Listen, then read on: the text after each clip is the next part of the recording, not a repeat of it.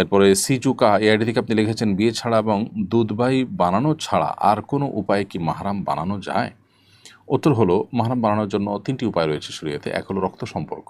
রক্ত সম্পর্কের মাধ্যমে একে অন্যের মাহরাম হয়ে থাকেন, তখন পরস্পরের সাথে দেখা সাক্ষাৎ করা জায়েজ হয়। আবার বিবাহ বন্ধন পরস্পরের মধ্যে আবদ্ধ হওয়া কোনো কোনো ক্ষেত্রে হারাম থাকে। এটি হলো একটা উপায়। দ্বিতীয়ত হলো দুধের যে সম্পর্ক, রদাআত যেটাকে বলা হয় সেটি।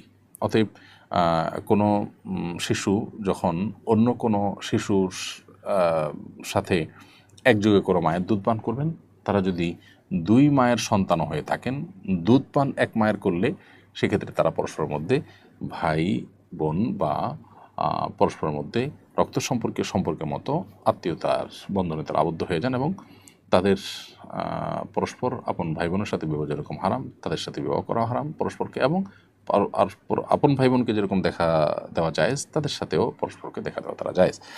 তৃতীয়ত, বৈবাহিক সম্পর্কের মাধ্যমেও আত্মীয়তার সম্পর্ক তৈরি হয় এবং মাহরাম এর সম্পর্ক তৈরি হয়।